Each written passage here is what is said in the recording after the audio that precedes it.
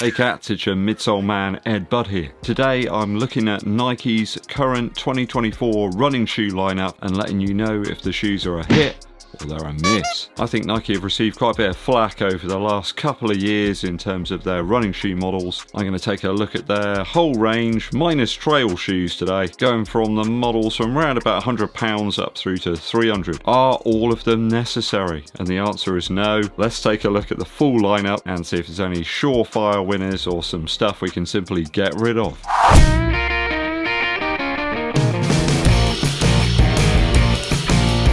Thanks for joining me on the channel, people. It's always appreciated. If you're one of those that have subscribed, and to be honest, looking at the screen there's quite a few of you that aren't, it would really help the channel out to continue to grow. If you do hit that subscribe button, it is free of charge, don't you know? Also give this video a thumbs up, like, and drop us a comment to help with the YouTube algorithm. Dankeschön. So, starting off with some of Nike's cheaper shoes here, we're looking at the WINFLOW 11. Bit of a weird shoe in terms of price point, this one. You seem to have a full-length air unit and then the newer Cushlon 3.0 foam. So it's not all that far off the PEGASUS 41, though you've got full-length zoom this time. And it kind of looks, profile-wise, a little bit like some of those older PEGASUS models we had from a few years ago. The tongue really looks like the PEGASUS 38 and 39, and having this shoe priced only a little bit cheaper than the standard PEGASUS 41 seems like a really weird move from Nike. I mean, who's it supposed to appeal to? I think if people go into a store and look at this shoe over the PEGASUS, they're probably going to go with the more well-known model. So you've got full-length zoom versus a segmented version in the PEGASUS. 325 grams over the sample size. That one's going to put a fair few people off, including Tim Gross and Andy the Fod Runner. You've got a waffle-like design on the outsole, but in all fairness, there's nothing here to make anyone select the WINFLOW 11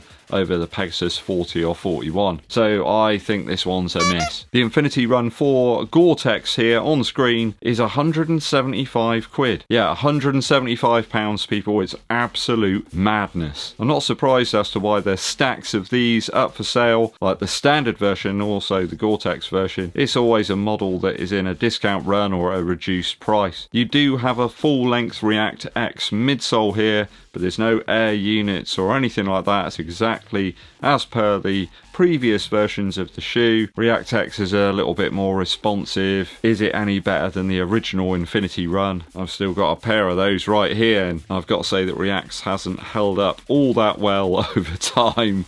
It's almost like a brick. Yeah, I'm not going to be doing a retro review of this one. My word, it's kind of gone really hard. Not sure what's going on there. I think a lot of other brands, sort of cheaper foams, have left this behind. The Adidas Evo SL is probably going to leave that one in the past. 354 grams for a men's sample size. That means it's going to be 400 grams for my size. Yeah, it's a winterized version, I get that, but Nike just have a complete disregard for other manufacturers' models that are way lighter. They're just not even in the ballpark. The original Infinity Run was quite light by comparison.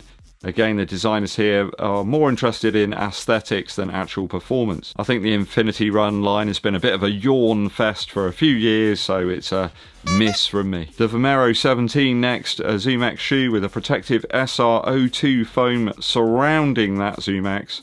Much like the ZoomFly 6, which is a banger obviously. A much better underfoot feel here in the VOMERO 17 than some of Nike's cheaper options. Although this one's only coming in at £145, and you can often find discounts on it as well to bring it down towards 100. So a way better buy than the Infinity Run 4, and a shoe that I can really recommend on this list. Though be warned, as Nike is switching up the VOMERO model in the coming months, there's a new version. I don't think it's all that similar really. A better, more appropriate weight of 298 grams in the sample size, and a more fun and engaging shoe for that. So I'm happy that the line's going to continue. I just hope that Nike haven't messed around too much with this one, because it does work. I'm sure this one's been out for a couple of years now, but it's still a really good option. So it's a hit for the VOMERO 17. At 120 notes over here in the UK, you've got the Structure 25. A hint of stability to this shoe, using the outsole mainly as a method of controlling the foot strike. Aside from that, it doesn't sound all that different to the WINFLOW 11. This one's got Cushlon 3.0 in the midsole with a single air unit up front. A slightly different outsole rubber setup here,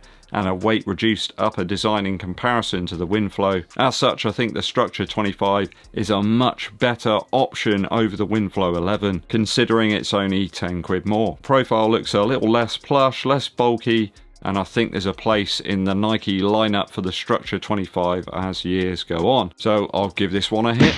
The Pegasus Plus is next, or the Pegasus Turbo 4, or whatever you want to call it. As I mentioned in my review earlier in 2024, the Pegasus Plus was alright. ZoomX midsole was cushioned enough and perhaps a welcome advancement over the cookie cutter Pegasus models that we've had, but without any sort of shank or rigidity, it remains for me as a daily use shoe, not something that I would pick up and expect to run some really fast-paced miles in it. At 165 quid, it's proved to be a very expensive luxury in all fairness, and the nature of the midsole itself means it wasn't a shoe that I was prepared to do any longer runs in. It just seemed to bottom out a little bit, exactly like the Turbo used to in the old days. Just not enough propulsion for me there to run any sort of faster miles. The outsole was okay too. You've got that sort of stretched waffle design. It provides some good grip, but I do feel that the Pegasus Plus is about 20 quid overpriced for what it delivers. Not that Nike are going to reduce anything at all. If anything, it's going to go one way, and I've noticed that they're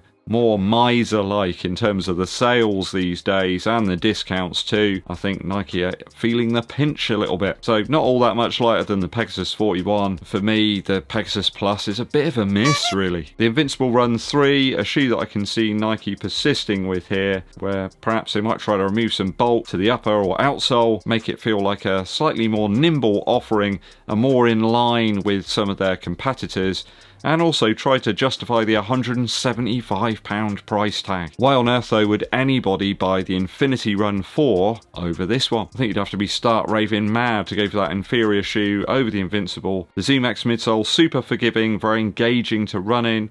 Yes, the weight wasn't all that much lighter than some of the other max cushion models out there, but what it delivered was in an incredibly forgiving experience. More forgiving perhaps than a Priest. A great long run option or something squashy to put in for those recovery efforts. The upper wasn't the best on the V3, but I reckon Nike are going to tinker with that for the version 4. So it's a hit for me and worthy of a place in the Nike lineup. Just wish it was a bit cheaper. The Pegasus 41 now. It's not all that different really from the last few models. Bit of a price increase year on year. It's almost the same shoe. I suppose they're only going up with inflation. It's a small increase each time. Now at 130 quid, I think it's a bit of a harder sell. The React X and dual air unit setup is tried and tested, but there are many more fun and enjoyable rides out there from the likes of the Adidas Adizero SL2, or perhaps even the Asics Nova Blast 4, and let's not forget there's a 5 coming out too. I think you've got to be a real Nike head to really go for these. Whilst I grabbed a pair and enjoyed the 41, it was a more daily use lifestyle shoe for me. In fact, a really good shoe for wearing on stage when you stood up for a while. Not something that I was really all that bothered to run in. You do wonder if the Pegasus 42 will feature some type of ZoomX in their midsole. Maybe they might reduce it down to a single air unit again. Just more of the Nike tech would be very, very welcome. So it's a miss for me at the moment. There's better shoes out there for the money. Now, the Pegasus Trail 5 was actually a really great shoe from Nike. In fact, I would suggest it's probably the best Nike training shoe you can buy. The React X seems softer in this one over the Pegasus 41. I mean, I've tried both of those out and Tim Gross will agree with me. The Pegasus Trail 5 is definitely softer and more cushioned underfoot. So what's going on there? The outsole is top for road to trail, and in fairness, I think it actually beats the Pegasus. It's a better Pegasus than the Pegasus. Please keep making this trail model, Nike. It's one of your best in my opinion. At 130 quid for the standard version and then a 15 quid uplift for the Gore-Tex one, I can see this actually working out really well. Decent weight as well, 300 grams for the sample size, which means it's a hit. The Journey Run, I'm not sure what's going on here. We got an inferior foam. It's around about £100.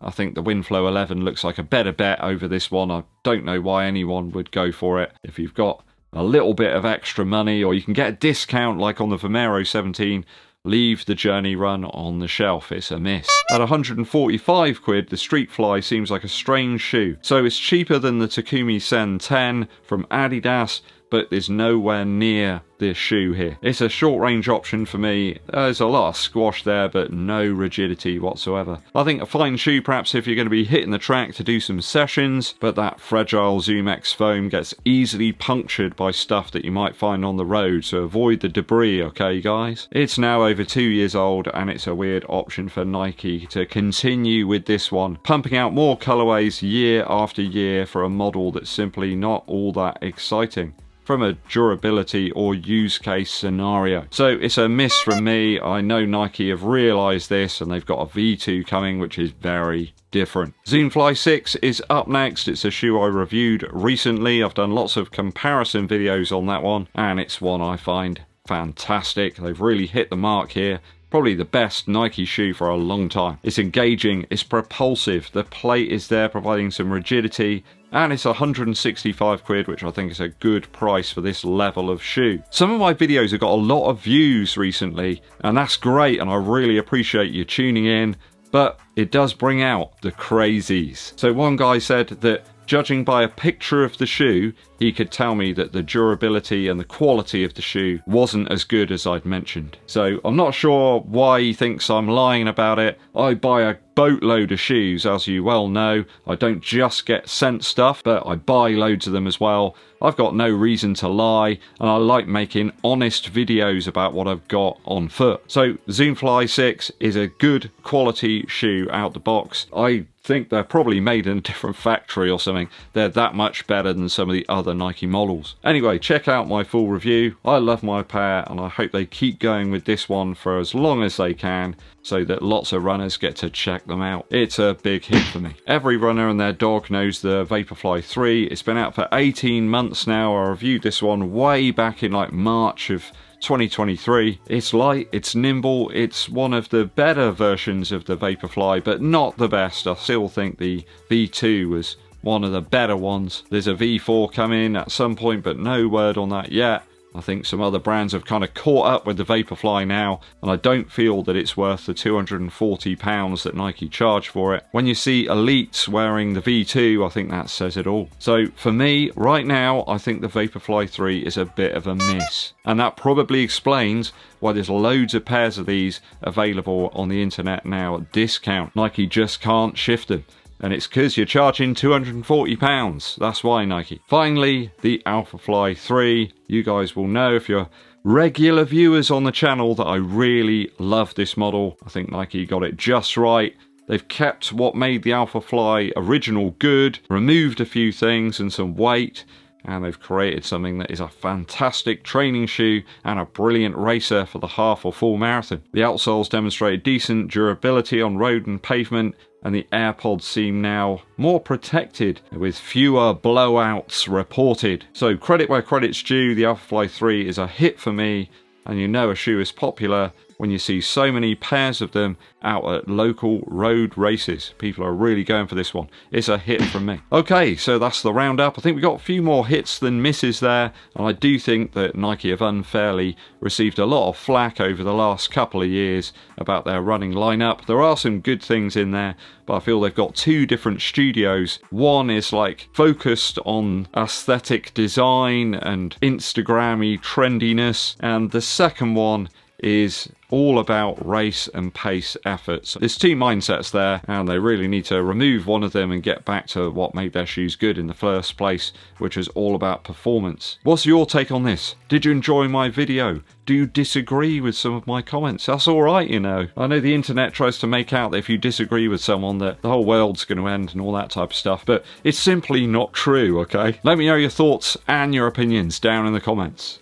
A very quick musical interlude for you. This one's from Tame Impala with their album Currents. Been trying to get some more mileage in, but on less days, so I've got a couple of days recovery. It seems to be working better for me as I get a little bit older and more experienced, obviously. I really like the track The Moment. Really polished, punchy drums on this one. There's some really great chords and uplifting strings and pads and synthesizer sounds that have been used across the whole album, really. loads of vocal effects. It's just a very interesting, engaging sort of album that you can put on during a long run, and it keeps you interested, you know, it keeps you alert, keeps you focused on what you're doing. I find the pace of the tracks ideal as well if you're doing some sort of more sustained, sort of steady effort, I suppose, rather than sort of something where you are going to be blasting out some intervals or reps. You might want something with a slightly faster pace and cadence. So this one's really hitting the spot for that sort of other type of use case, I suppose. Currents from Tame Impala. Thanks for tuning in, people. Hope you enjoyed today's video.